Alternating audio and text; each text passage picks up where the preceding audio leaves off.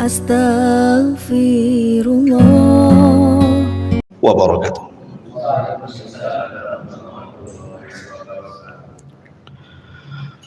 Alhamdulillah, alhamdulillahilladzi hadana lihadza wa ma kunna linahtadiya laula an hadanallah. Asyhadu an la ilaha illallah wahdahu rabbi la syarika lah wa asyhadu anna Muhammadan abduhu wa rasuluhu alladzi la nabiyya ba'da, amma ba'du. Hadirin dan hadirat yang dimuliakan Allah Subhanahu wa taala, biasa kita membahas tentang Siratul Mustafa alaihi salatu wassalam. Maka malam ini karena lagi viral di media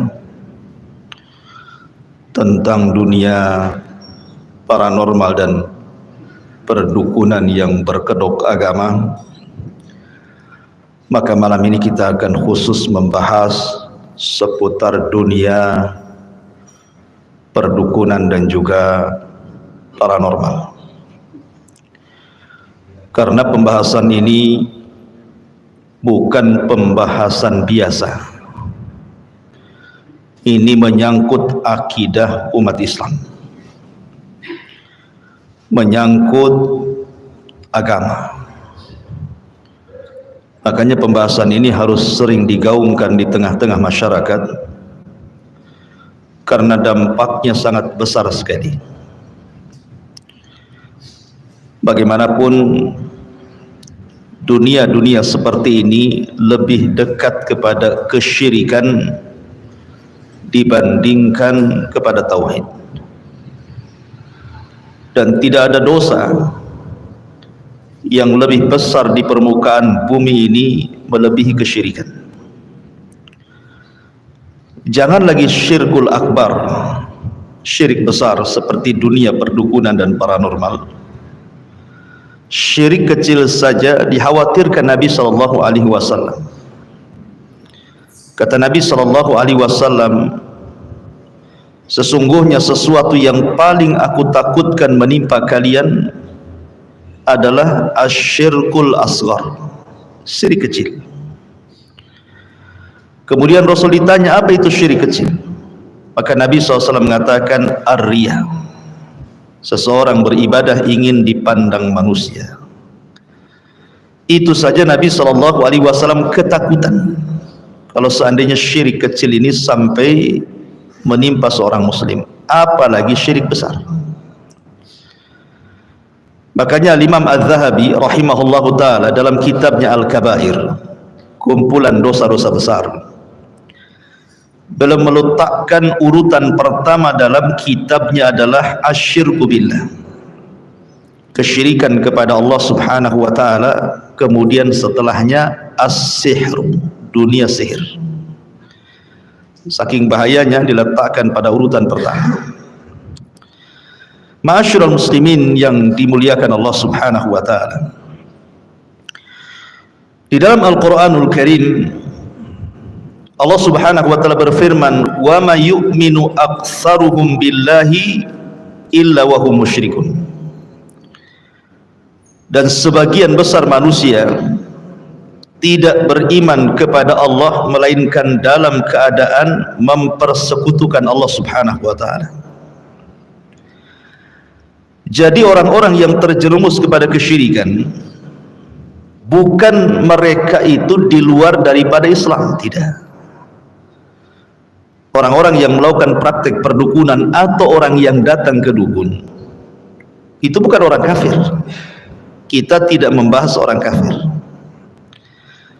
tetapi kita membahas orang-orang yang mereka KTP-nya Islam, dukunnya Islam, yang datang ke dukun juga Islam. Yang lebih heran lagi, mengatasnamakan Islam. Kemudian yang datang juga mengatasnamakan pengobatan Islam. Cara pengobatannya dikatakan cara pengobatan Islam. Ini yang kemudian kita angkat bicara. Apakah memang praktek-praktek seperti itu dari Islam atau justru praktek kesyirikan? Ma'asyiral muslimin yang dimuliakan Allah Subhanahu wa taala. Sebelum saya menjelaskan tentang poin-poin, karena ada beberapa poin yang ingin saya jelaskan. Pertama, soal pengobatan. Yang kedua, soal keanehan-keanehan. Karena kita bisa melihat kadang-kadang para praktisi yang seperti itu dipertontonkan keanehan. Kebal bacok lah, punya tenaga dalam lah, tidak bisa diiris dengan golok lah, kan begitu ya. Dan begitu seterusnya. Nanti kita bahas keanehan-keanehan itu. Kemudian yang ketiga, soal ramalan. Karena mereka terkadang suka meramal. Kemudian yang keempat yang kita akan bahas adalah soal seputar jimat-jimat, tangkal-tangkal dan yang sejenisnya. Inilah 4 pembahasan yang kita akan bahas di malam ini. Ma'asyiral muslimin yang dimuliakan Allah Subhanahu wa taala. Pertama, soal pengobatan. Sebenarnya berobat itu sesuatu yang sangat dianjurkan. Karena Nabi SAW mengatakan likulli da'in dawa'un. Setiap penyakit itu ada obatnya. Fa idza usiba dawa'ud da'i bari'a bi'idnillahi azza wa jalla. Kalau seandainya seseorang terserang penyakit kemudian diobati dan sembuh, maka kesembuhan itu atas izin Allah Subhanahu wa taala. Ingat bahwa penyakit itu datang dari Allah, sembuh juga datang dari Allah.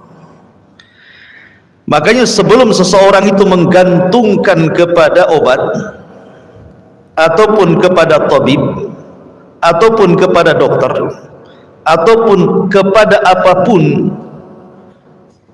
yang mungkin bisa mengobati, sebelum hati kita tergantung kepada itu semua, gantungkan hati kita kepada Allah. Karena mereka-mereka para pengobat atau obat-obat racikan itu hanya sekedar wasilah saja. Semua pengobatan itu datang dari Allah. Fa idza maridtu fahuwa yashfin. Kata Ibrahim, kalau aku sakit maka Allah lah yang menyembuhkanku.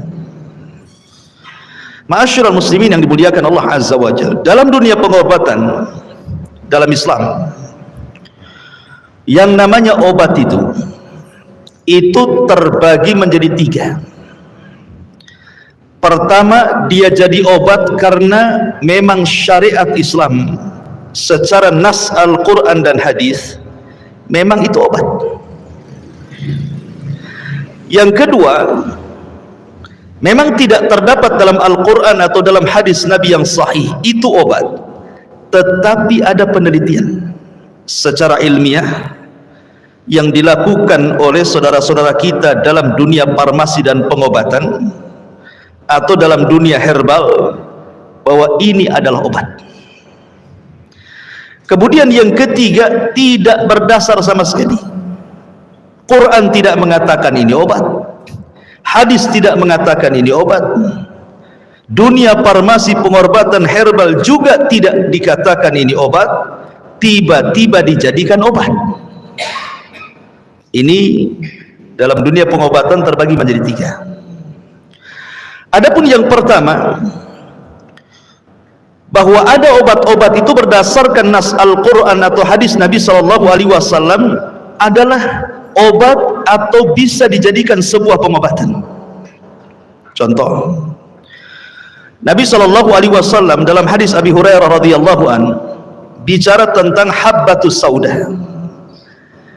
Bicara tentang habbatus sauda, jintan hitam.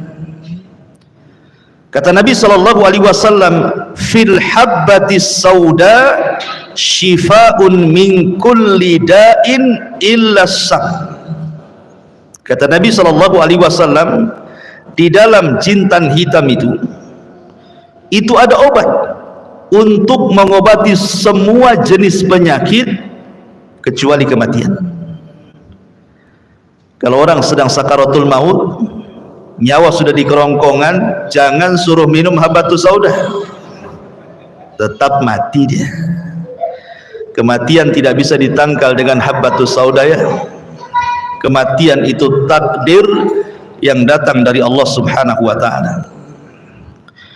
Kemudian juga contoh yang lain, ketika Allah Subhanahu wa ta'ala berfirman soal madu, Allah mengatakan wa auha rabbuka ilan nakhli anittakhidhi minal jibali buyutan wa minas syajari wa mimma ya'rishun thumma kuli min kulli thamarati fasluki subula rabbik dhulalan yakhruju min butuniha syarabun mukhtalifun alwanuhu fihi shifa'u linnas inna fi dzalika laayat liqaumin yatafakkarun.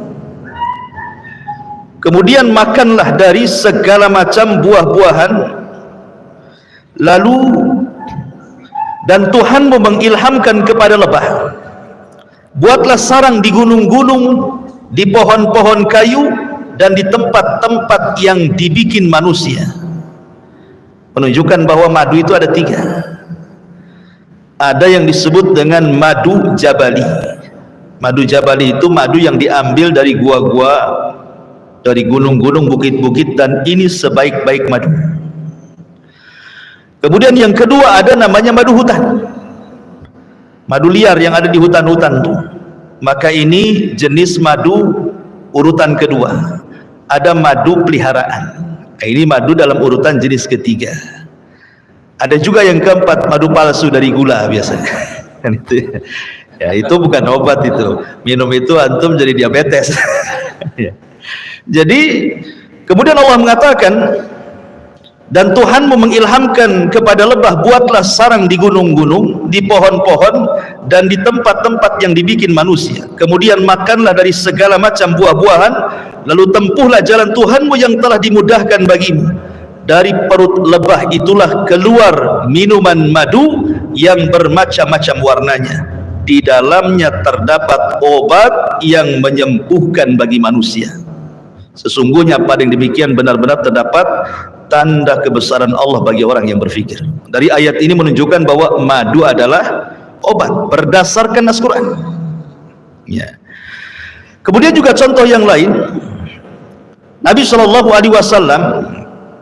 bersabda tentang minyak zaitun. Kata Rasul, intadimu bizaiti waddahinu bihi fa innahu min syajaratin mubarakah. Jadi minyak zaitun itu termasuk pohon yang diberkahi. Arti berkah itu artinya banyak kebaikannya. Berarti minyak zaitun atau buah zaitun itu bagian daripada obat. Ataupun ketika Nabi SAW bicara tentang air Zam-Zam, kata Nabi SAW, ma'u Zam-Zam lima syuribalahu, bahwa air Zam-Zam itu akan mengabulkan setiap yang meminumnya. Kalau diniatkan obat, maka jadi obatnya. Kalau diniatkan untuk cerdas, insya Allah jadi cerdas. Yang penting belajar habis minum.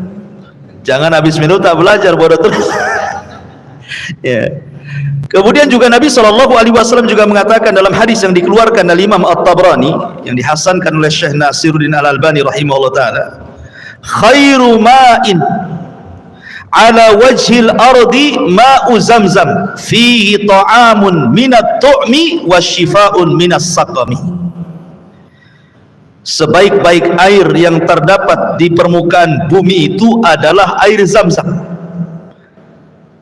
Padanya bisa digunakan untuk pengganti makanan atau obat dari penyakit. Di sini ada kalimat syifa'un minas suqmi, obat untuk penyakit. Jadi air Zam-Zam itu berdasarkan nas hadis adalah obat. Ataupun umpamanya dalam bentuk hijamah, berbekam. Nabi SAW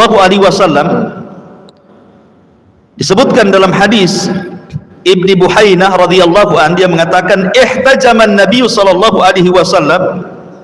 wa huwa muhrim. Rasul melakukan hijamah, bekam. Berarti berdasarkan nas hadis, bekam itu bagian pengobatan. Kemudian juga termasuk ruqyah, maksudnya membacakan Al-Quran, dan itu berdasarkan nas Quran. Allah mengatakan wa nunazzilu minal Quran ma huwa shifaa'un wa rahmatun lil mu'minin, dan kami turunkan Al-Quran sebagai obat. Jadi Quran itu obat, bisa dibaca langsung atau pakai media air putih seperti ini. Pamannya ini air putih, kita bacakan surah Al-Fatihah, setiap ayat kita tiup, setiap ayat kita tiup. Ini sudah jadi air ruqyah, bisa jadi obat. Ya. Dan banyak lagi minyak tin, buah tin, karena Allah bersumpah dalam Al-Quran wattini wazaitun. Ya.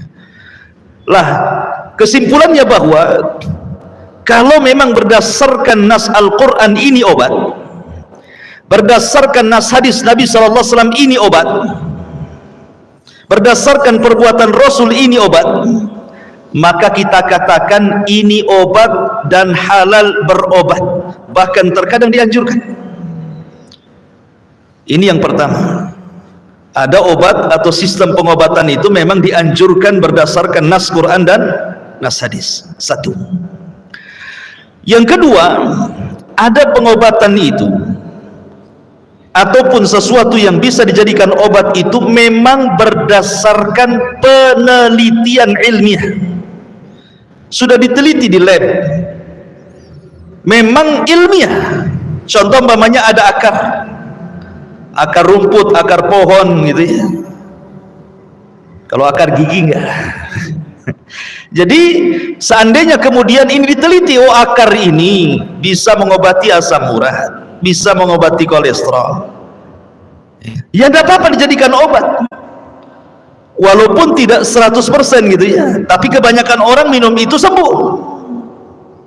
Atau dedaunan, atau rerumputan, atau biji-bijian gitu ya.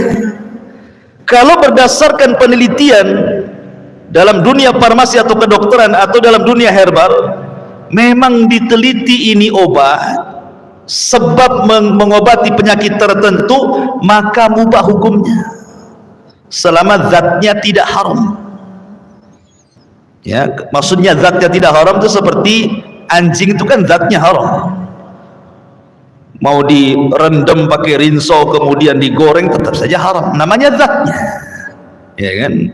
Artinya bahwa kalau berdasarkan penelitian ini obat dan terbukti walaupun tidak 100%, maka halal dan boleh.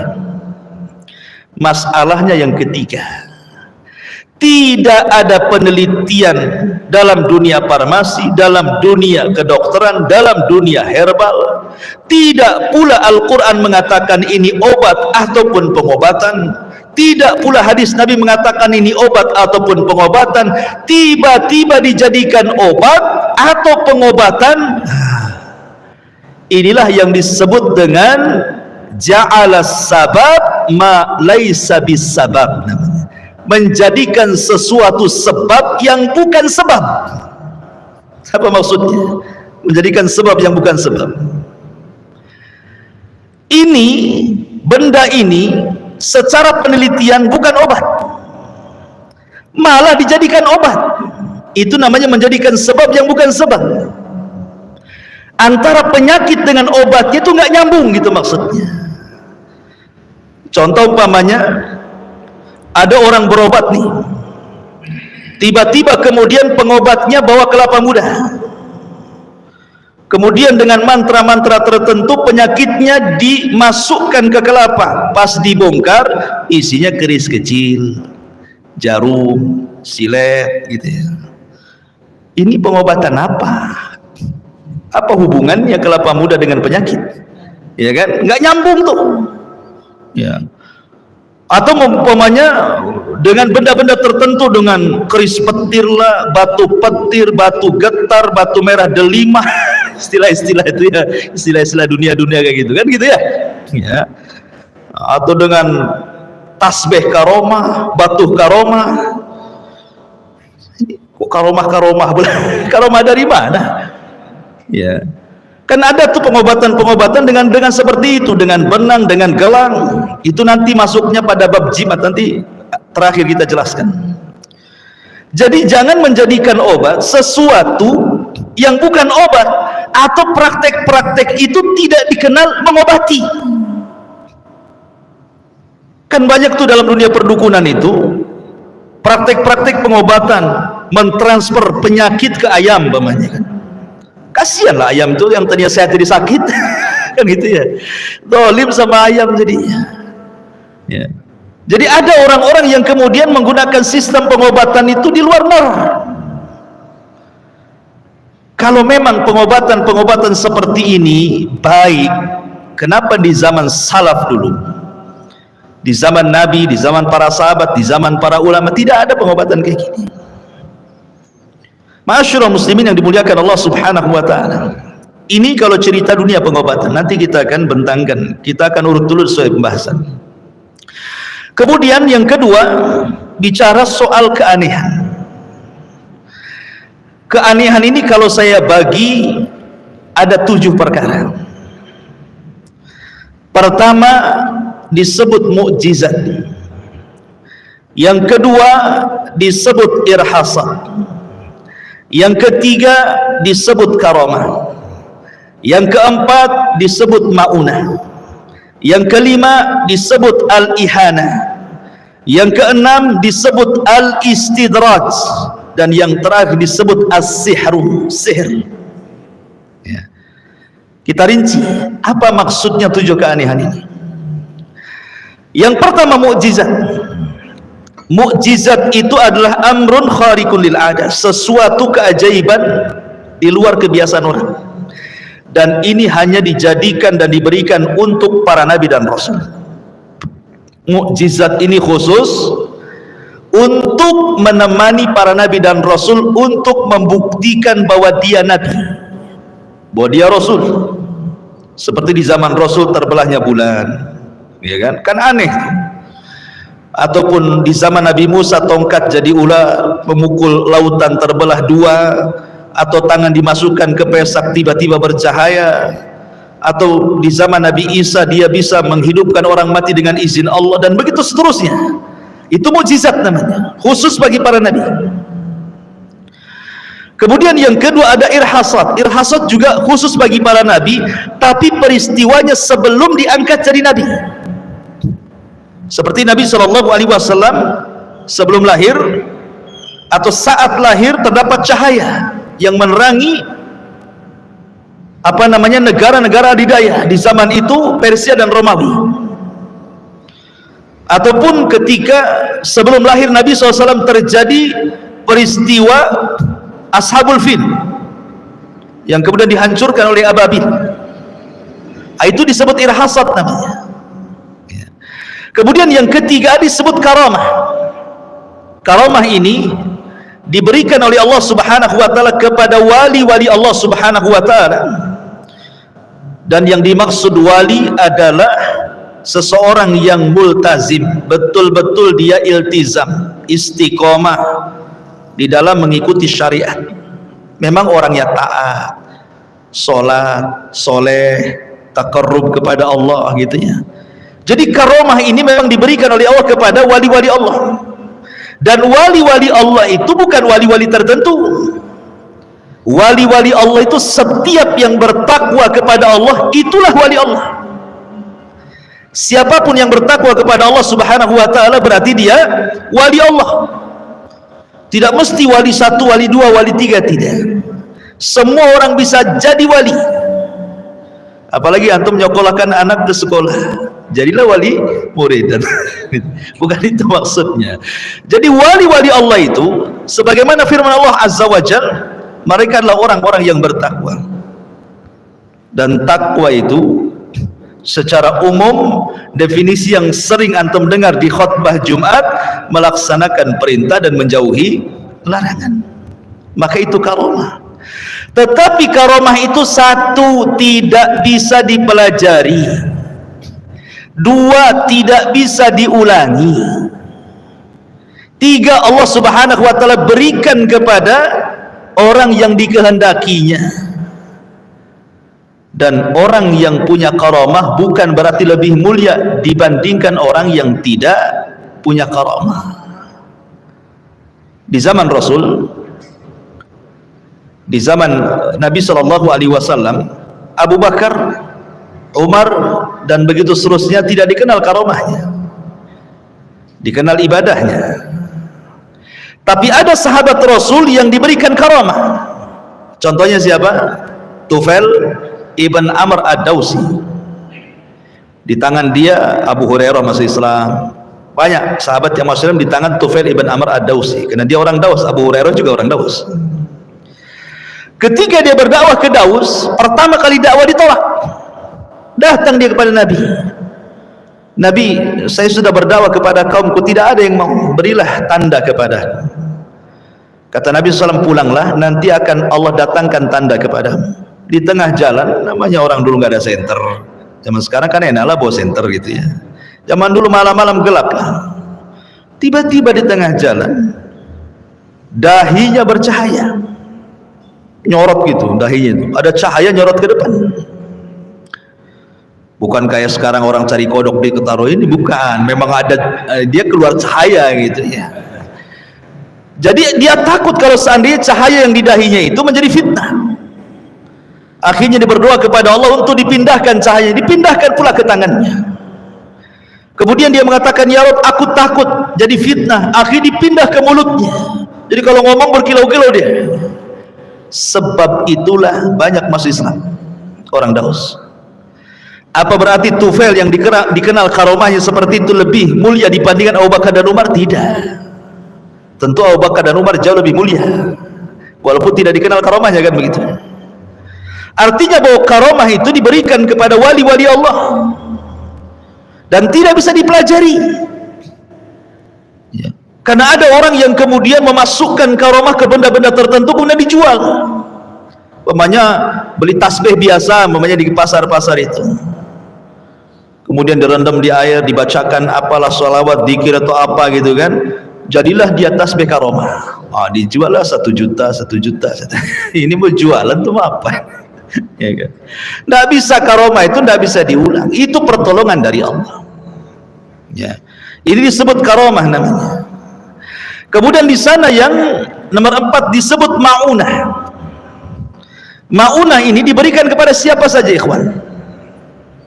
Mungkin dia tidak terlalu taat, tapi Allah subhanahu wa ta'ala menghendaki dia diberikan ma'unah. Ma'unah itu artinya pertolongan. Umpamanya begini, antum di hutan nih, antum di hutan, ya mungkin sholat ya sholat gitu, mungkin yang lain kurang lah, kadang sholat kadang maksiat gitu kan, tidak terlalu taat. Tapi terkadang Allah memberikan pertolongan kepada orang ini. Mungkin di hutan, tahu-tahu ketemu harimau, dikejarlah antum sama harimau, rupanya antum naik ke pohon, selamatlah antum. Siapa yang menyelamatkan? Allah. Ini disebut ma'unah namanya, disebut ma'unah. Atau contoh dalam kisah, dulu ada seorang pedagang soleh, orangnya baik, dia ingin mengantarkan barang. Kalau di zaman sekarang kan ada istilah travel gitu ya, untuk antar barang antar daerah. Zaman dulu kan tidak ada travel. Mereka kalau mau ngantar dagang, para pedagang itu menyewa orang tertentu, kemudian dinaikkan di unta, berapa unta, kemudian diantar. Akhirnya ada seseorang yang menawarkan membawakan dagangannya ke unta-unta dia dengan harga yang murah dan dijanjikan jarak tempuh yang cepat, pakai jalan tikus mungkin bahasa kita. Akhirnya mau deal, oke, diangkat. Rupanya sama travelnya ini dibawa ke tengah padang pasir yang tidak pernah dilalui orang. Ini pedagang soleh ini bingung karena tidak pernah dia lewat sini. Ketika sampai di tengah padang pasir, kok banyak tulang belulang nih, banyak tulang-tulang manusia di situ. Mulailah dia curiga. Akhirnya dia minta berhenti dan mengatakan kepada travelnya, bang, ini kok banyak tulang manusia di sini bang. Kata travelnya, rupanya kamu sudah tahu, saya ini bukan travel, saya ini penjahat. Oh, dia tahu ini penjahat, dia mau ngambil barangnya, mau bunuh orangnya. Kata dia, kalau begitu ambillah barang, tapi jangan bunuh saya, biarkan saya balik. Maka kata penjahat ini yang ngaku travel ini mengatakan, semua orang yang kubunuh ngomong begitu, tapi tidak saya lepaskan. Ketakutan dia. Akhirnya dia mengatakan, ya kalau begitu berikan waktu untuk aku melaksanakan 2 rakaat salat. Akhirnya dia ambil wudhu dengan perasaan dagdikduk, namanya mau dibunuh habis itu kan. Kemudian ketika sholat, Allahu Akbar, tidak tahu apa yang dibaca. Ibaratnya kalau antum sholat ditodongkan pistol gitu ya, habis sholat antum didor, kira-kira Fatihah antum hafal nggak tuh? Aku gak bingung, karena udah jelas tuh habis sholat mati gitu kan. Stres orang ini, apa yang mau dibaca? Subhanallah, Allah ilhamkan ada surat yang melintas di pikiran dia. Apa suratnya? Amman yujibul muttar idza da'a fayaksifus su' ila akhiril ayat. Siapakah yang akan mengabulkan doa orang yang kesulitan manakala dia saat kesulitan? Dibacalah ayat itu cepat-cepat sama dia. Subhanallah. Ketika itu, ketika hampir dia selesai salam, dia melihat ada kuda putih, penunggang putih membawa pedang di tangannya, kemudian dengan cepat ke arah dirinya dan menebas orang jahat ini. Kata para ulama, itulah malaikat yang Allah kirim. Lah bisa saja dalam bentuk maunah kan itu ya, orang dapat pertolongan. Ya. Kemudian juga yang nomor 6 ada yang disebut dengan nomor 5 ada yang disebut al-ihanah. Ihanah ini bukan keanehan, tapi sebaliknya. Musailamah al-Kadzdzab, antum pernah dengar Musailamah al-Kadzdzab? Si nabi palsu di zaman Nabi yang memimpin orang-orang Yamamah, ngaku nabi. Namanya ngaku nabi kan harus punya keanehan, mukjizat. Akhirnya adalah orang yang buta sebelah datang kepada Musailamah al-Kadzdzab, ingin diobati matanya supaya dua-duanya melihat. Akhirnya sama Musailamah karena meniru Nabi itu kan pernah mengobati Ali ketika matanya sakit, diludahi sama Nabi, sembuh matanya. Akhirnya Musailamah pun meludahi mata orang yang buta sebelah. Ketika habis diludahi jadi buta dua-duanya. Namanya nabi palsu. Habis diludahi dua-duanya buta. Coba yang ya. Itu namanya ihanah, namanya dihinakan. Ya, bukannya sembuh malah nambah gitu ya.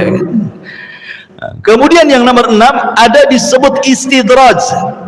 Itu istidraj. Istidraj itu artinya orang-orang yang tidak pernah sholat, tidak pernah taat, kerjanya maksiat, tapi usahanya tidak pernah bengkrak. Ya. Usahanya itu jalan terus, orangnya juga sehat terus, ya. Istrinya banyak lagi, rumahnya bagus, ya. Mobilnya mewah. Itu disebut istidraj. Ya. Jadi jangan cemburu umpamanya orang yang tukang sholat taat kepada Allah Azza wa Jal, asih buka cincau gulung tikar, besoknya buka cilok gulung tikar, besoknya pokoknya setiap usaha gulung tikar ya. Jangan kemudian kita katakan akhirnya adalah orang itu aja nggak sholat kok bisa usaha, mungkin gara-gara sholat saya jadi gulung tikar ini. Jadi istidraj, orang seperti itu diberikan istidraj, dibiarkan seperti itu sama Allah di atas kesenangan sampai pada waktunya, maka Allah akan kirim adab kepada orang tersebut. Itu disebut istidraj. Dan yang terakhir disebut as-sihru, sihir. Sihir ini lengket dengan dunia sihir, dunia dukun, paranormal, bomo dan yang semacamnya. Di dalam tafsir Ibnu Katsir, Al-Hafidz Ibnu Katsir rahimahullahu taala ketika menyebutkan riwayat daripada Yunus ibn Abdul A'la As-Sadafi, muridnya Imam Syafi'i rahimahullahu taala, Dia menukilkan ucapan Imam Syafi'i rahimahullahu ta'ala dan ucapan Imam Laits, seorang ulama Mesir. Katanya Imam Syafi'i rahimahullahu ta'ala, "Idza ra'aitumur rajula yamshi 'alal ma'i wa yatiru fil hawa'i fala taghtarru bihi hatta tu'ridu amrahu 'alal kitabi was sunnah." Apabila engkau melihat seseorang yang berpenampilan agama, pakai jubah, pakai serban, janggutnya panjang, zikirnya lama, pokoknya penampilannya kayak penampilan agama, mungkin dipanggil Gus, mungkin dipanggil Pak Yai, mungkin dipanggil Pak Ustad, mungkin dipanggil Tuan Guru, mungkin dipanggil apalah nama besar tokoh agama. Tiba-tiba yamshi 'alal mah, bisa pula dia berjalan di air. Wa yatiru fil hawa, bisa pula dia terbang.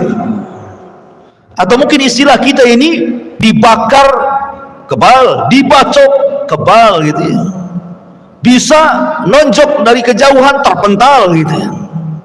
Aneh orang ini, punya keanehan.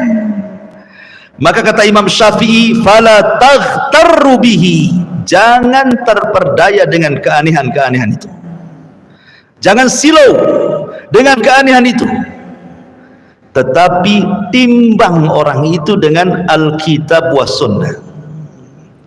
Kalau amalan dia tidak sesuai dengan Al-Quran dan sunnah Nabi SAW, berarti mereka awliya'us syaitan, mereka adalah wali-wali syaitan.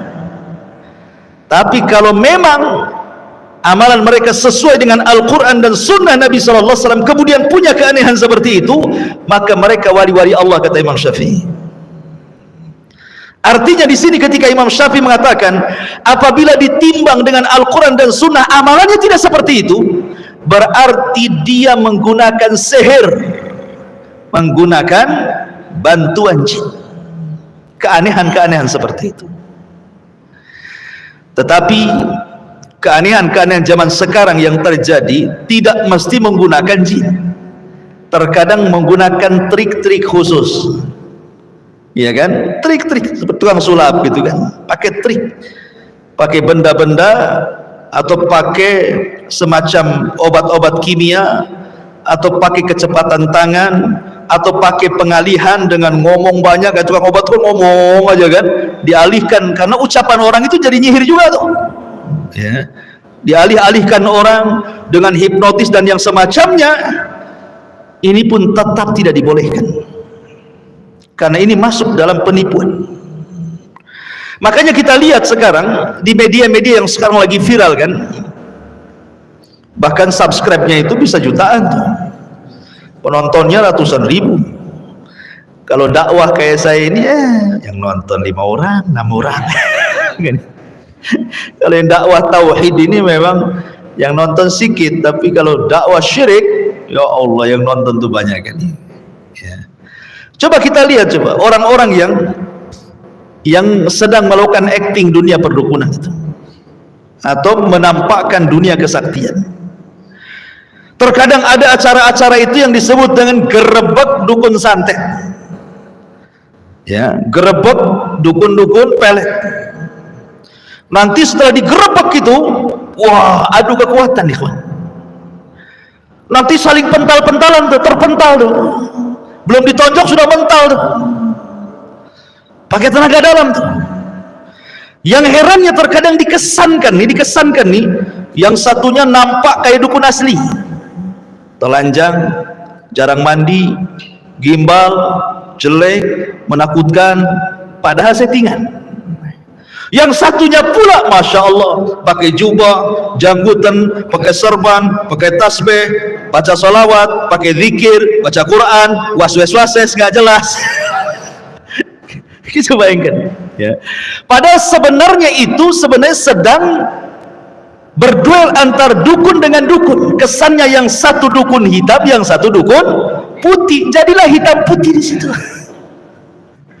Kenapa saya katakan dukun hitam, dukun putih?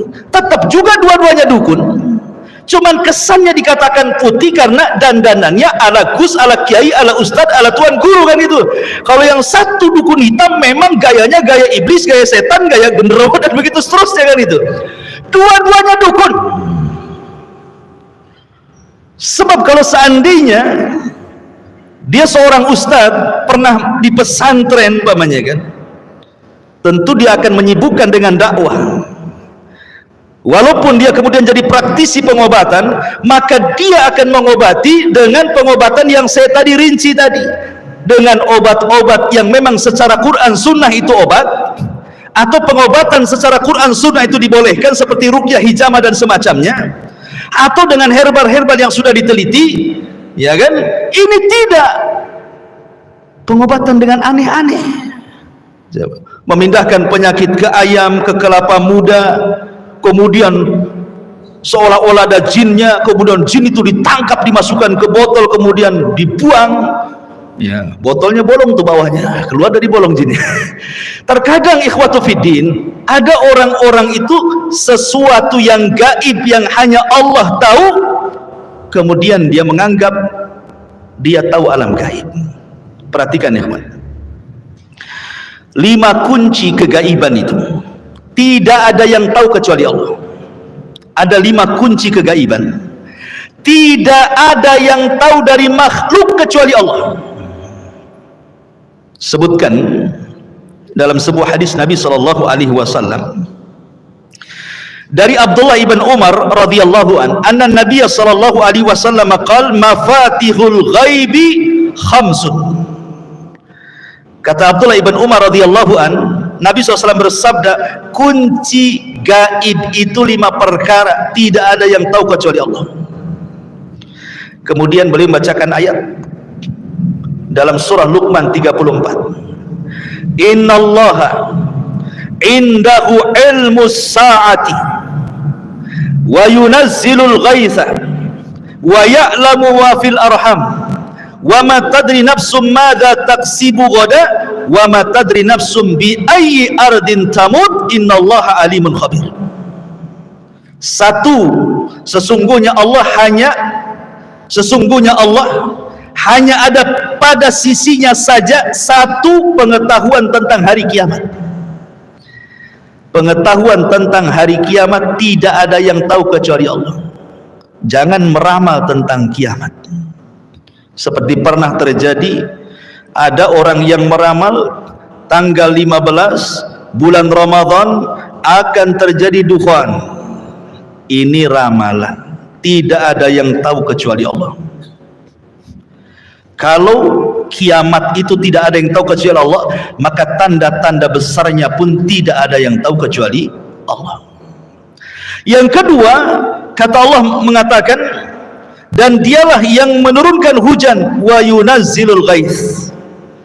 Tidak hujan atau hujan itu bukan urusan pawang. Ingat, pawang hujan tidak bisa mencegat hujan.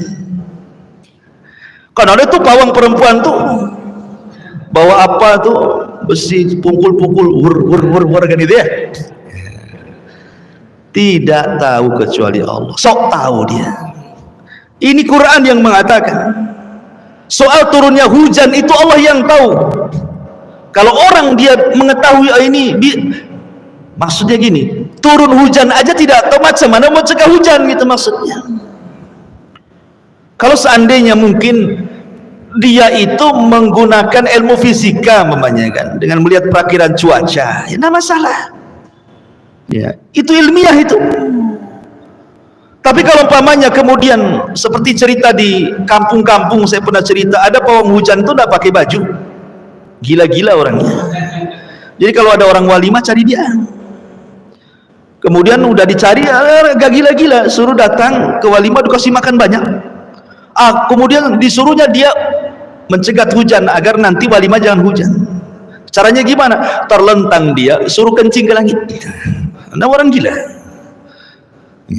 Ma'asyiral muslimin yang dimuliakan Allah Azza wa Jalla. Maka yang kedua, perkara hujan itu yang tahu kecuali Allah.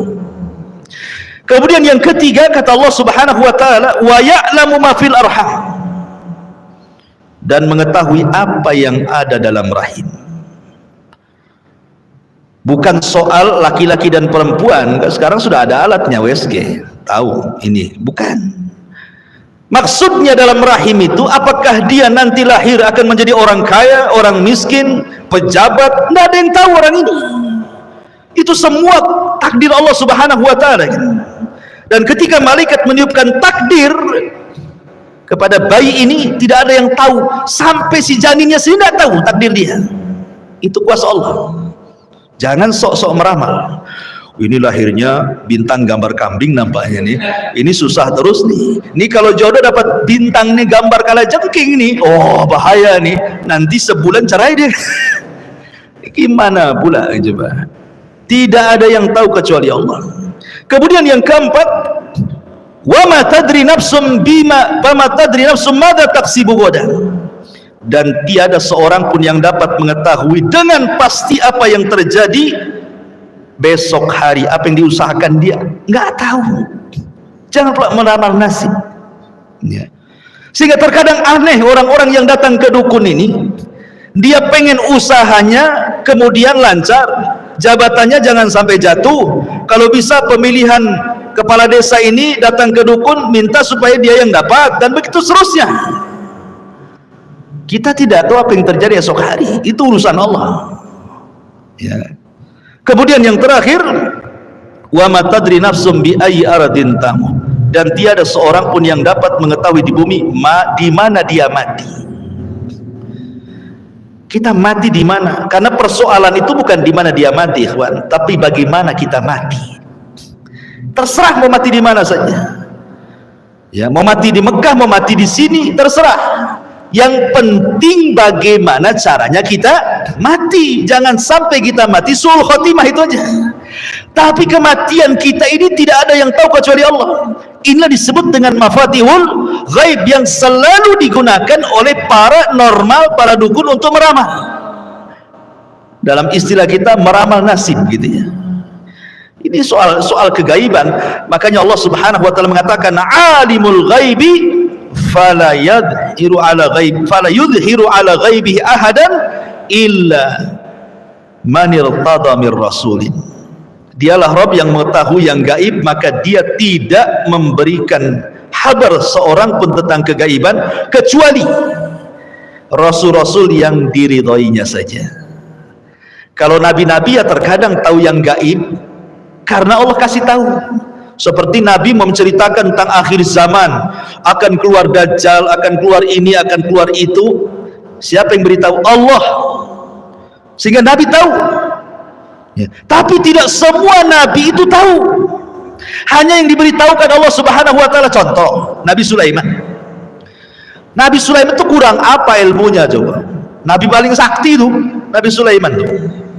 Semua dituduhkan dia. Hewan dituduhkan dia, awan ditundukkan dia, jin aja ditundukkan dia. Tapi suatu ketika dia sedang membariskan pasukan, tidak ada pula Hudhud di situ. Di mana Hudhud? Awas saja, sebentar lagi kalau dia datang tidak dapat alasan, ku azab dia atau ku bunuh dia.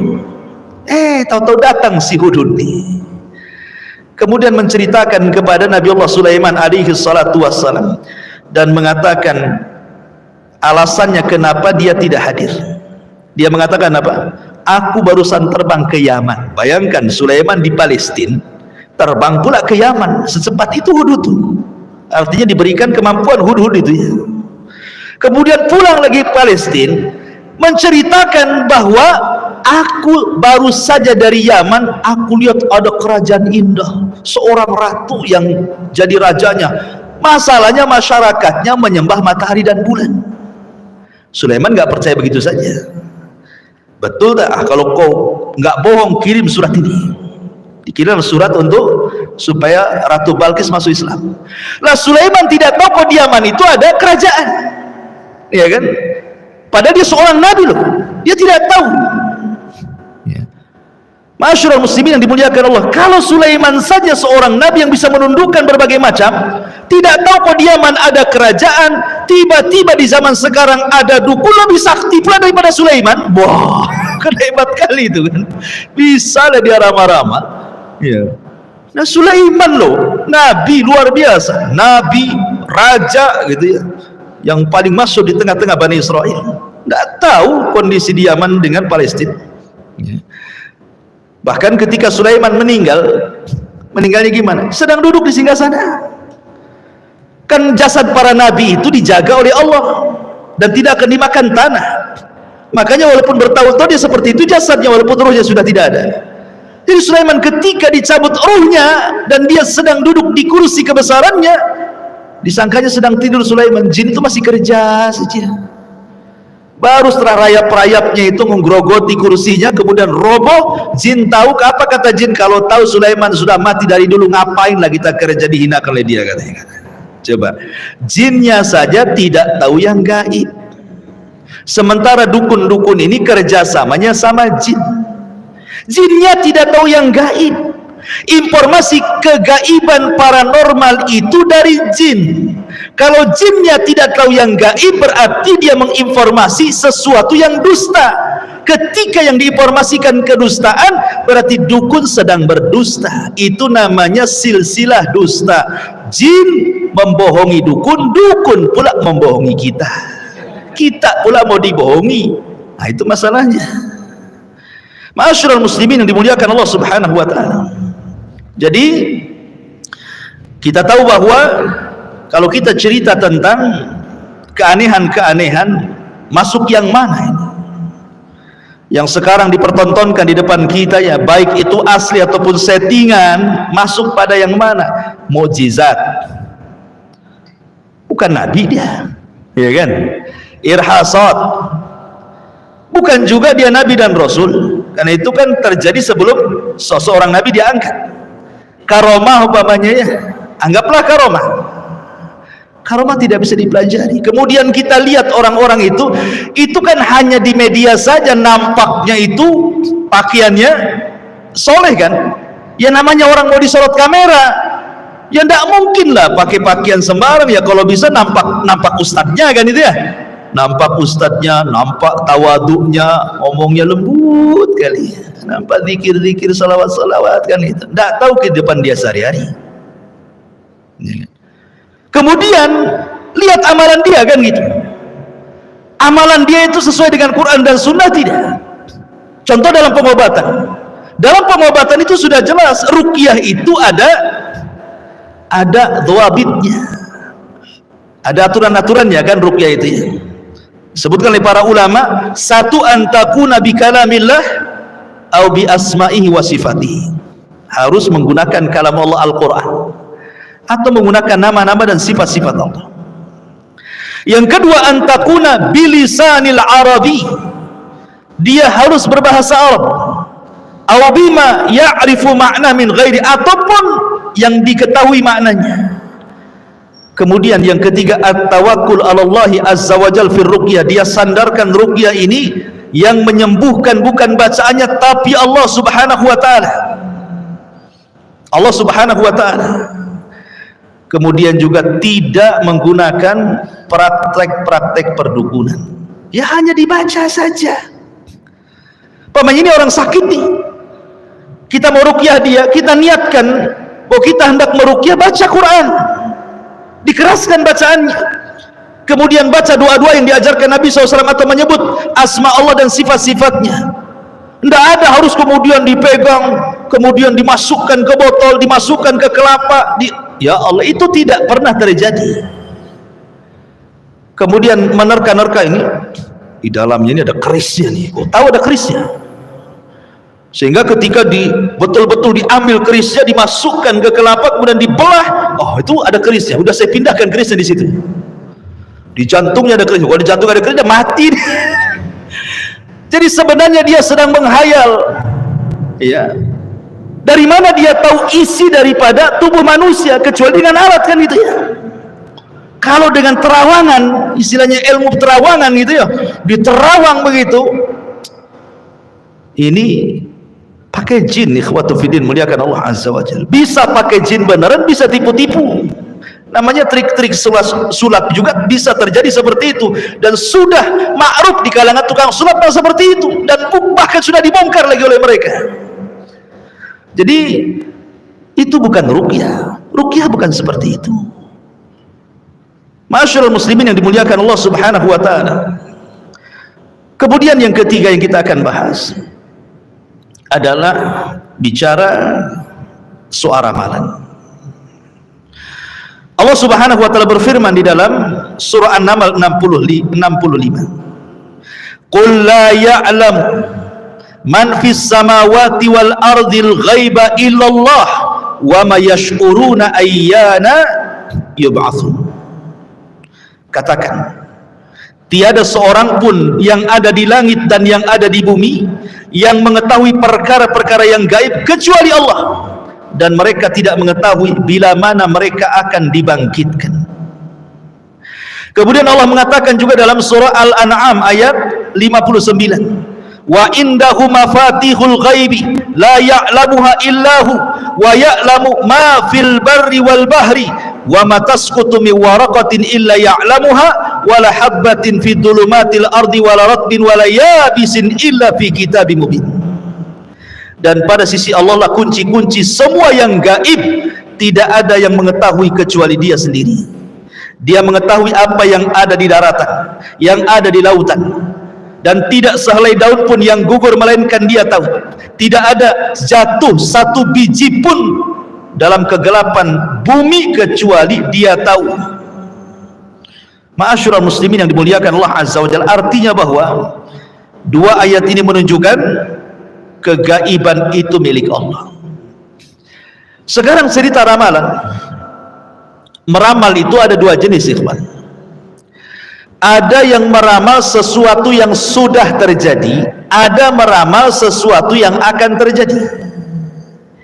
Sesuatu yang belum terjadi seperti namanya dia meramal barang hilang. Kan barang hilang kan sudah terjadi berarti kan.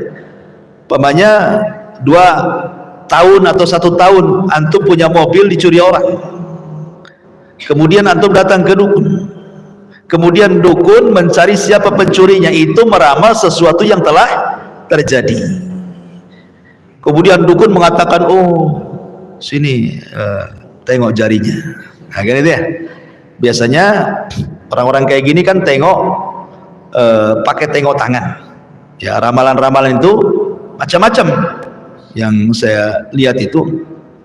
Seperti umpamanya melihat telapak tangan, ataupun melihat tanggal lahir, atau melihat golongan darah gitu ya, melihat mangkok, melihat kartu, melihat garis di tanah, melihat tanda tangan juga dilihat ya, cuma tanda tangan sampai tanda tangannya dilihat, atau huruf abjad atau tanda lahir, macam-macam lah orang itu kan. Namanya orang meramal itu kan macam-macam yang dilihat tuh kan. Kemudian dia nerawang, oh mobil kamu tuh dicuri di daerah Tiban ya. Pak dukun, RT berapa? Siapa lurahnya? Sebelah mana gangnya?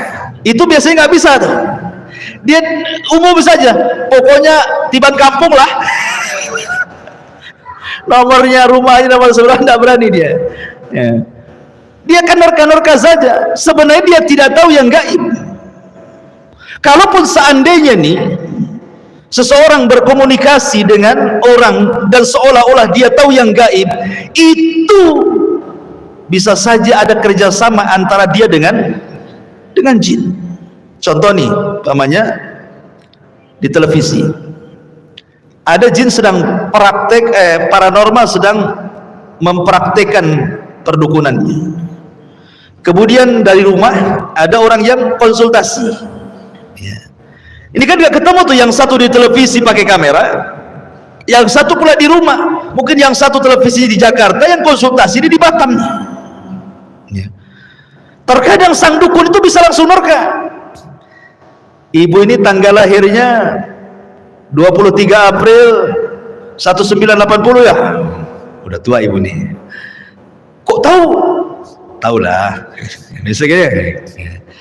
Kayaknya ibu ini nama ibunya si Anu. Kok tahu Pak? Padahal saya belum kasih tahu nama ibu saya.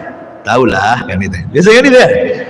Pokoknya dia bisa nerka-nerka dan benar terkaannya itu. Tanggal lahirnya dia bisa nerka, nama ibunya dia tahu, nama bapaknya dia tahu gitu ya. Kemudian dia telah melakukan sesuatu dia tahu. Terkadang terjadi seperti itu. Lah kenapa dia bisa menerka? Bukankah jin paranormal itu tidak tahu yang gaib, apalagi yang satu di Jakarta, yang satu di Batam? Bisa terjadi dengan cara apa? Komunikasi antar jin. Setiap orang itu punya jin. Saya, Anda punya jin yang disebut dengan jin korin, ya, jin jahat. Dan dukun-dukun itu banyak peliharaan jin. Ingat, dukun-dukun itu mereka suka memelihara jin. Makanya sering saya ceritakan sama antum, mungkin pernah nggak cerita ya, tentang kisah penggerebekan dukun santet di Arab Saudi itu. Jadi di Arab Saudi itu ada namanya KPD, ya, KPD. Kalau di kita kan KPK. KPK itu apa? Hah? Artinya kepanjangan KPK apa? Komisi Pemberantasan Korupsi. Kalau di sana Komisi Pemberantasan Dukun, KPD. Ya. Jadi kepala polisinya nangkep tuh dukun tuh, nangis pula dukun itu ketika ditangkap. Kemudian kata kepala polisi, kenapa kau nangis? Katanya, Pak, saya nangis bukan karena saya ditangkap, tapi kayak saya nangis karena sebanyak itu jin yang aku rawat tidak ngasih tahu bahwa saya akan ditangkap. Itu masalahnya. Kok saya ini banyak jinnya, saya rawat jin-jin itu, kok satu pun nggak ngasih tahu bahwa saya akan ditangkap, katanya. Coba kalau dia kasih tahu, kan saya bisa kabur, gitu kan? Saya bayangkan. Artinya dukun-dukun itu banyak peliharaannya. Jadi kalau dia sedang meramal sesuatu, pasti dia akan kerahkan jin-jinnya itu. Dan jin dukun akan berkomunikasi dengan jin si pasien. Ya, jadi kalau dalam manusia itu ada namanya informan, kalau dalam dunia jin itu ada namanya inforjin. Inforjin, jin memberikan informasi sesama jin. Ya, jadi jin dukun berkomunikasi dengan jin pasien. Kata jin pasien, ini tanggalnya sekian loh jin. Dia kasih tahu kepada dukunnya, nama bapak ibunya ini loh jin. Nama jin ini kasih tahu. Jadi dia tahu, dapat informasi dari jin, gitu maksudnya. Kalau dia tidak punya jin, tidak mungkin bisa menerka. Tidak mungkin. Karena, tapi tidak semua jin bisa menerka apa yang ada pada diri kita. Contoh kejadiannya ketika Hajjaj ibn Yusuf Al-Thaqafi. Hajjaj ibn Yusuf ini, itu kan pemimpin zalim, walaupun dia hafal Quran tapi suka bunuh orang. Hajjaj ibn Yusuf Al-Thaqafi ini. Jadi Hajjaj ibn Yusuf ini manggil dukun. Kemudian sambil bincang-bincang, Hajjaj ini ngambil kerikil-kerikil di sampingnya sambil dihitung. Ya, dia nggak perasan dia sedang ngambil kerikil. Dihitungnya 1, 2, 3 sampai 10 kerikil, kemudian digenggam. Kemudian kata Hajjaj, wahai fulan, tebak berapa kerikil yang ada di tangan saya? Kata dukun ini 10. Pas dihitung betul 10. Terus diam lagi. Kemudian Hajjaj ibn Yusuf tanpa menghitung langsung main kerawak saja, diambil kerikilnya, nggak tahu berapa isinya. Berapa ini? Dia bingung. Ya. Sekian. Ternyata ketika dihitung meleset dia. Ya. Ternyata apa? Ketika kita tidak tahu, dia tidak tahu, gitu maksudnya. Ketika kita tahu, dia tahu, gitu maksudnya. Ya, jadi tidak semua jin itu tahu. Kalau asal rekam ini berapa, tidak tahu, nggak akan tahu. Coba saja antum buktikan. Tapi kalau antum hitung dulu, tahu dia. Ya, jin kita informasi sama dia. Kalau kita nggak ngasih tahu, jin kita ya bingung mengenai informasi berapa, katanya. Takut salah informasi dan jadi salah, kan sama jin. Ya. Jadi ikhwatu fillah muliakan Allah Subhanahu wa taala. Jadi ramalan-ramalan itu semua adalah dunia perdukunan. Dalam Islam tidak mengenal ramalan kecuali ramalan cuaca BMKG. Ya, itu sesuai dengan fisika, nggak apa-apa. Karena namanya ilmu perbintangan itu ada dua macam. Ada yang disebut ilmu tasyir, ada yang disebut ilmu taksir. Yang satu tasyir, yang satu taksir. Kalau tasir nggak apa-apa. Ya, ilmu perbintangan digunakan untuk perakiraan cuaca, menentukan waktu-waktu sholat, menentukan perjalanan di tengah lautan melihat bintang, maslahat, tidak ada masalah. Tapi kalau sudah digunakan ilmu taksir, taksir itu artinya pengaruh, bahwa bintang-bintang tertentu memberikan pengaruh, wah, ini namanya dunia ramal. Ya, bintang-bintang tertentu atau zodiak-zodiak perbintangan tertentu bisa menentukan nasib orang, nasib masyarakat, nasib bangsa, nasib negara, nasib politik dan yang lainnya. Nah, itu sudah masuk ke ramalan. Ya, kan ada tuh yang udah meninggal ya, yang nenek siapa namanya yang luar negeri itu suka ramal-ramal tuh udah pakai bintang. Itulah, itu kan pakai zodiak perbintangan. Dan dulu kita masih kecil-kecil, kalau antum beli koran itu ada tuh, ya kan? Kalau koran-koran dulu, zaman dulu itu dicantumkan tuh bintang-bintang itu, ya, dengan hokinya, dengan sialnya, dijelasin tuh. Ya, kalau tanggal sekian berarti bintang ini, berarti sial lah kau katanya. Gitu. Kalau ini hoki lah antum katanya. Jadi terkadang ikhwatu fillah muliakan Allah, dalam ramalan-ramalan seperti ini tidak ada yang tahu kecuali Allah Subhanahu wa taala. Kemudian yang terakhir yang kita bahas bisa tentang jimat. Dari Imran ibn Husain radhiyallahu anhu, Nabi sallallahu alaihi wasallam absara ala adudi rajulin halqatan arahu. Nabi SAW pernah melihat ada seorang laki-laki pakai gelang yang nampak gitu ya. Kok ada sahabat pakai gelang, seorang laki-laki lihat Nabi. Ketika Rasul mengatakan, apa ini? Ya, gelang itu dari kuningan, in sufr. Maka kemudian dia mengatakan, minal wahina. Rasul, saya menggunakan gelang ini untuk mengobati kelemahan pada badan saya, supaya kuat. Maka Nabi SAW mengatakan, amma innaha la taziduka illa wahnan imbidha ank fa innaka law mitta wa hiya alayka ma aflahta abada. Sebaiknya, kata Rasul, cabut, buang, karena gelang itu tidak menambah kecuali kelemahan. Kalau engkau meninggal dan gelang itu masih ada di tanganmu, kau tidak akan selamat. Rasul suruh buang, ya kan? Kemudian juga dari Abi Bashir Al-Ansari radhiyallahu anhu, annahu kana ma'an Nabi sallallahu alaihi wasallam fi ba'di asfari. Kata Abu Bashir Al-Ansari, dia mengatakan, suatu ketika aku bersama Rasul dalam sebuah safar.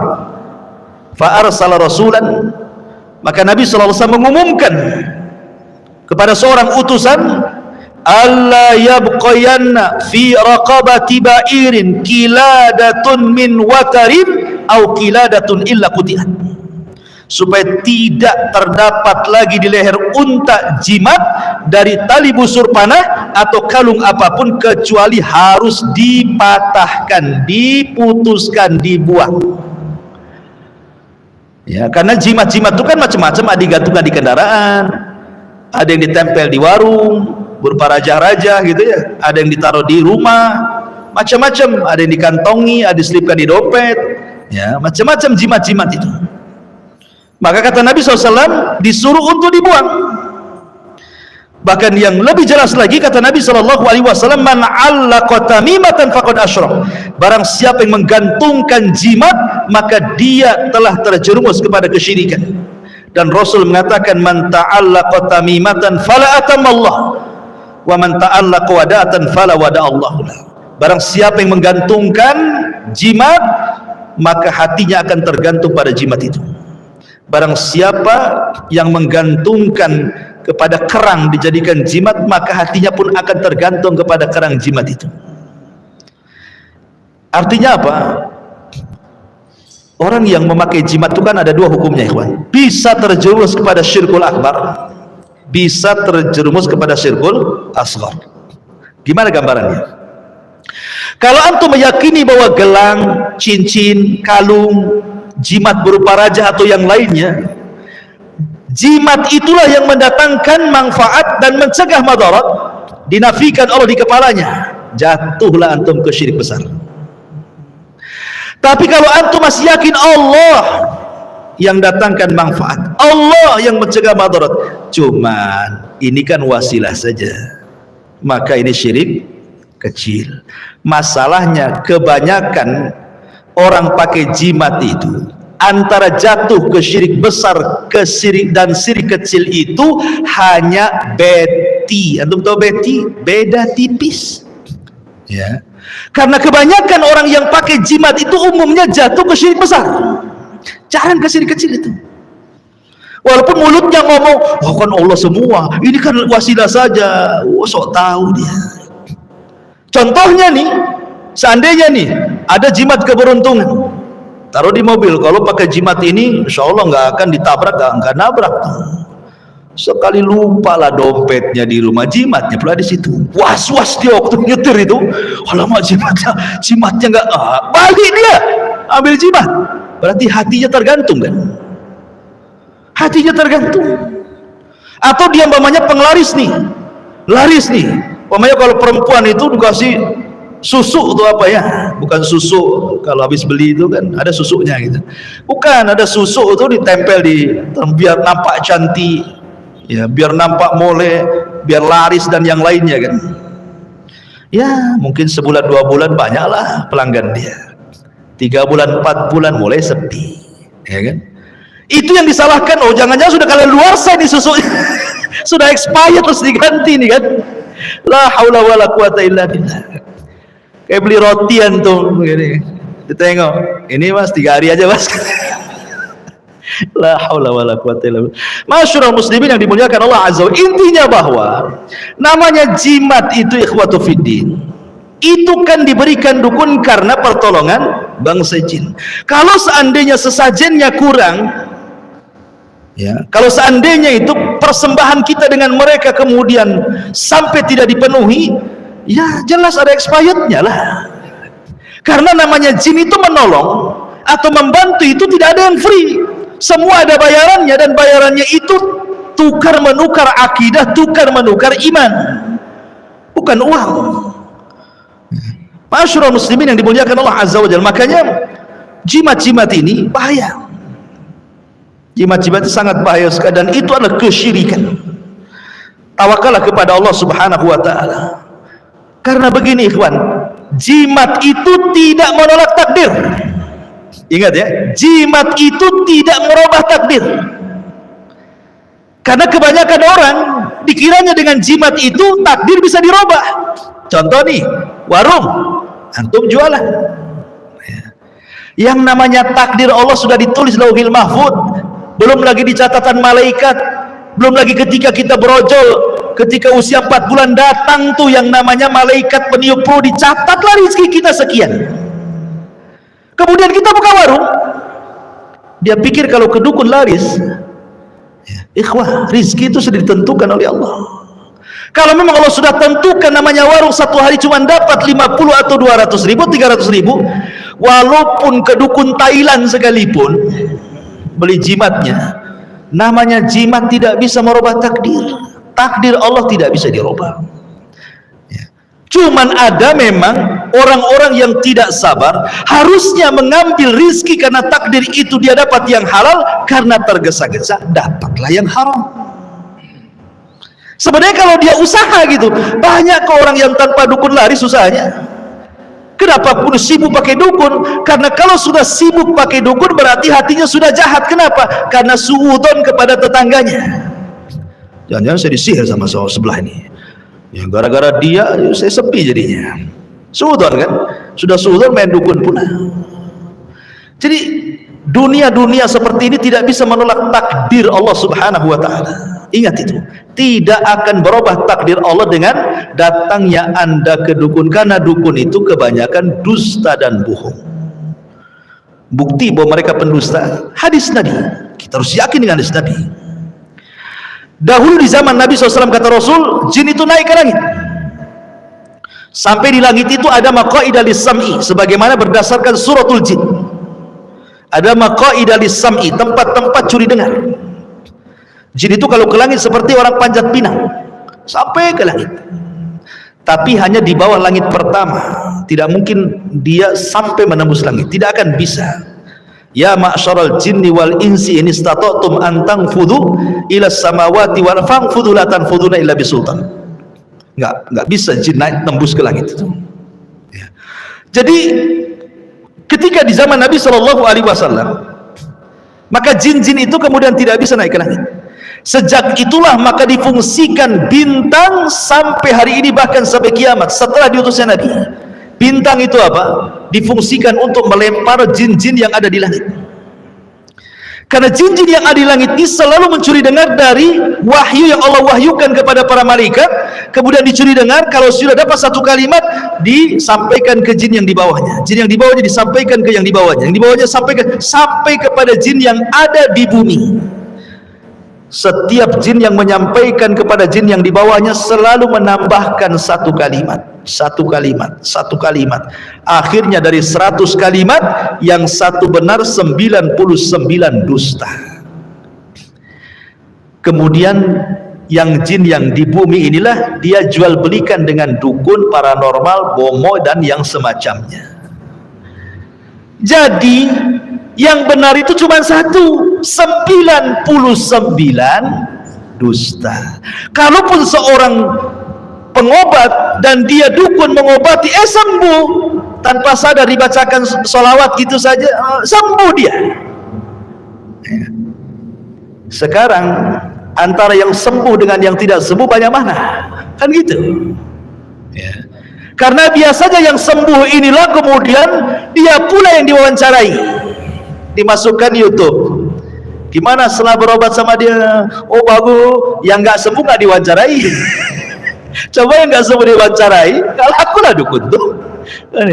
Jadi masyarakat muslimin yang dimuliakan Allah Azza wa Jalla, jadi mereka adalah para pendusta. Yang bahayanya di zaman sekarang ini, ikhwan, tontonan-tontonan di YouTube dan yang semacamnya. Kita lihat tontonan-tontonan itu seperti gerebek dukun, kemudian adu kesaktian antar dukun, kemudian pengobatan yang tidak dikenal dalam syariat Islam, ya, dipertontonkan. Kemudian setelah ada orang-orang yang membongkar, tiba-tiba sebagian mereka sadar, kemudian baru ngomong bahwa ini adalah settingan.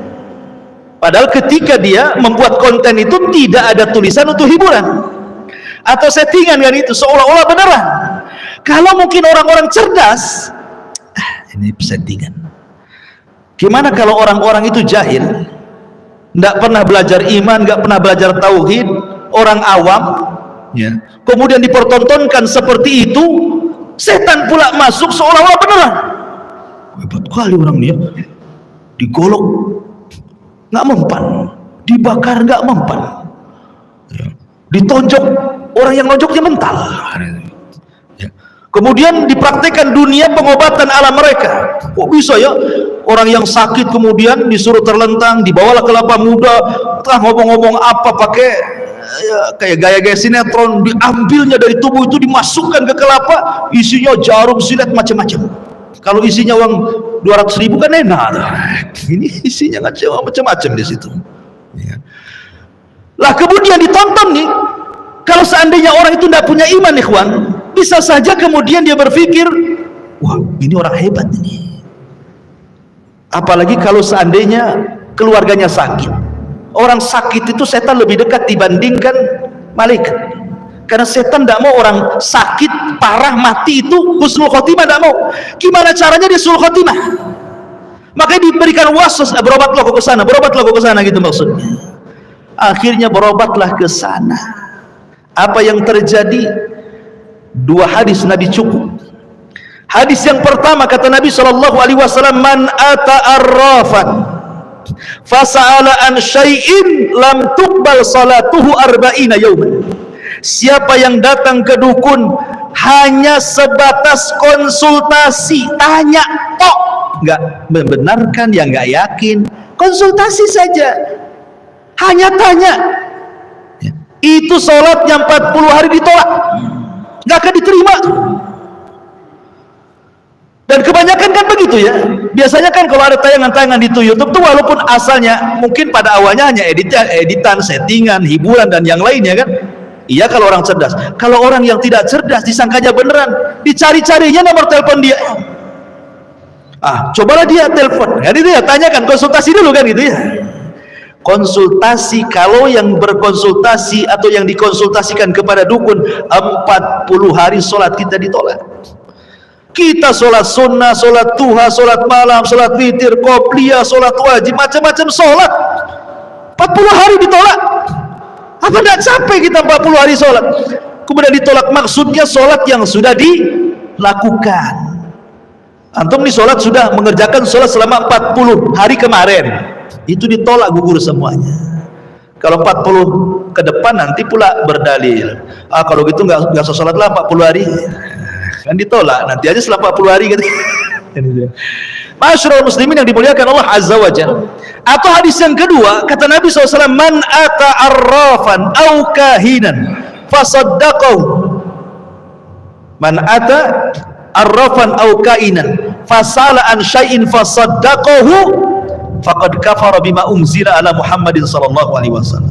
Siapa yang datang ke dukun, tukang ramal, paranormal, bomo, dukun, macam-macam yang sejenisnya, bertanya, dibenarkan pula, jadi pasiennya pula, kemudian merasa dia sembuh, ada perubahan, padahal itu dukun, maka dia telah keluar dari Islam. Kalau sampai membenarkan, keluar dari Islam. Kalau hanya bertanya, sholatnya 40 hari tidak diterima. Kecuali kalau mau nguji, nggak apa-apa. Mau menguji kebohongan dia, nggak apa-apa. Kita datang ke dukun hanya untuk menguji kebohongannya, bahwa dia bukan dukun, nggak ada masalah. Ya, kalau antum ingin bongkar triknya dan antum punya trik, nggak ada masalah. Ma'asyiral muslimin yang dimuliakan Allah Subhanahu wa taala, karena Allah Subhanahu wa taala berfirman, hal unabbiukum ala man tanazzala syayatin. Apakah akan kuberitakan kepada kalian kepada siapa setan-setan itu turun, kata Allah. Tanazzalu ala kulli affakin athim yulquna sam'a wa aktsaruhum kadhibun. Maka Allah katakan mereka turun kepada tiap-tiap pendusta lagi banyak berbuat jahat, maksudnya para dukun dan tukang sihir. Setan-setan tersebut menyampaikan berita dusta kepada mereka supaya mereka melakukan kerusakan gitu ya, dan kebanyakan mereka adalah para pendusta. Imam Qatadah mengatakan ayat ini bercerita tentang para dukun. Ya, ketika Allah mengatakan, maukah aku beritahukan kepada siapa setan turun, maksudnya kepada para dukun, karena dukun-dukun ini adalah corong-corongnya iblis. Corong-corongnya iblis itulah para dukun, siapa lagi? Maka sekali lagi ikhwatu fiddin, kalau seandainya Anda terkena penyakit, sakit, ya kan, maka yang pertama yang harus antum lakukan, bersabar. Siapa tahu penyakit yang Allah Subhanahu wa taala berikan kepada kita dalam rangka untuk mengangkat derajat, boleh jadi dalam rangka untuk menggugurkan kesalahan. Mungkin dulu banyak maksiat, akhirnya Allah uji dengan penyakit sekarang, boleh jadi mungkin untuk menggugurkan dosa-dosa lama, atau mengangkat derajat kita di hadapan Allah. Karena terkadang ada surga tidak bisa diraih dengan sholat, tidak bisa diraih dengan zakat, tidak bisa diraih dengan puasa, tidak bisa diraih dengan haji, hanya bisa diraih dengan sabar. Karena sabar itu ibadah yang tidak ada lipatannya. Innama yuwaffas sabiruna ajrahum bighairi hisab. Allah itu akan memberikan pahala orang sabar tanpa batas. Yang kedua, selain sabar, maka ada upaya tawakal. Sebelum kita datang ke dokter, sebelum kita datang ke apotek, sebelum kita datang ke tabib-tabib, ya, ke sinse-sinse dan yang semacamnya, maka gantungkan hati kita ke Rabb yang menciptakan mereka, yang menciptakan obat-obat yang mereka racik, gantungkan kita kepada Allah dulu, karena mereka yang menciptakan dokternya. Allah lah yang menciptakan dokter, Allah yang menciptakan tabib, Allah yang menciptakan obat. Sebelum hati kita gantungkan kepada dokter dan racikan obatnya, gantungkan dulu kepada Allah. Dengan cara apa? Cobalah meruqyah diri sendiri, ya, meruqyah diri sendiri dengan cara membaca Quran, zikir-zikir pagi dan petang, dan begitu seterusnya. Karena Quran juga bukan hanya mengobati dalam dunia spiritual itu untuk ruh saja, tidak, bisa untuk badan juga, ya. Atau dengan cara bersedekah, karena sedekah juga kata Rasul, tadawau mardakum bisadaqah, sembuhkan orang sakit kan dengan sedekah, ya. Sedekah itu penyembuh juga rupanya, ya. Coba gantungkan kepada Allah. Baru setelah kita tawakal betul kepada Allah, cari sebab. Kalau sudah meruqyah di sendiri tidak bisa juga, cari sebab. Sebab itulah kembali ke kaedah pengobatan tadi. Ada obat-obatan yang memang secara nas Quran itu obat, makan. Atau cara-cara secara Quran Sunnah itu pengobatan seperti bekam ruqyah. Atau mungkin dengan cara obat-obat yang diteliti farmasi dan kedokteran, belilah di apotek, kan itu ya. Atau datang ke dokter yang memang dia ahli dan memang ilmiah, dia sudah tahu ilmunya. Jadi harusnya seperti itu, ya, bukan terburu-buru gitu ya. Karena orang itu maunya instan saja, maunya sekarang sakit datang ke dukun, di penyakitnya ditarik langsung sembuh, kan, maunya instan orang sekarang, ya. Maunya itu cepat ditarik kemudian dimasukkan ke kelapa biar kelapa yang sakit katanya. Jadi intinya Bapak ikhwatu fiddin, terkadang sakit itu sebenarnya membawa berkah. Sakit itu membawa berkah. Dan ingat bahwa ketika para dukun berhubungan dengan jin, kemudian kita datang kepada mereka, hakikatnya kita itu sedang ta'awun 'alal birri wat taqwa, ikut tolong-menolong di atas perbuatan keji dan dosa. Enggak boleh. Ikhwan, Nabi ketika peperangan, banyak loh jin-jin di zaman Nabi yang masuk Islam. Jin-jin yang masuk Islam di zaman Nabi banyak, kan, awalnya dari 7 jin tuh. Makanya disebutkan dalam surah jin, ketika Rasul sedang sholat subuh, ketika dari Taif gak dapat orang yang didakwahi, kemudian Rasul sholat subuh baca ayat Al-Quran, datang pula 7 jin dari Yaman masuk Islam. Kemudian jin-jin ini pulang ke Yaman berdakwah, ribuan jin masuk Islam. Kemudian Nabi SAW berdakwah lagi, 4 kali Rasul berdakwah kepada jin. Tapi dalam setiap peperangan tidak ada riwayat Nabi minta tolong sama jin. Tidak ada riwayat. Harusnya Nabi SAW ketika perang Uhud itu kan kalah kaum muslimin tuh. 70 sahabat gugur. Nabi sampai rompong gigi depannya. Bahkan pipinya terkena serpihan. Bahkan Nabi dikabarkan mati. Kenapa tidak meminta pertolongan jin? Coba kalau seandainya Nabi minta pertolongan jin, jin kan gak terlihat, ikhwan. Innahum yarakum min haitsu la tarawnahum. Mereka melihat kita, kita pula tak melihat dia. Pertanyaannya, kalau antum kelahi dengan musuh yang tidak terlihat, kira-kira siapa yang kalah, siapa yang menang? Gitu ya. Antum yang kalah, ya. Antum yang kalah pastilah, kan itu ya. Kalau orangnya nggak lihat, saya ini nggak melihat antum, antum melihat saya nonjok kemana nih? Antum dia ketok aja kepala saya, kan? Kan itu ya. Kenapa Nabi tidak minta bantuan coba kepada jin-jin Yaman itu ketika perang Uhud itu?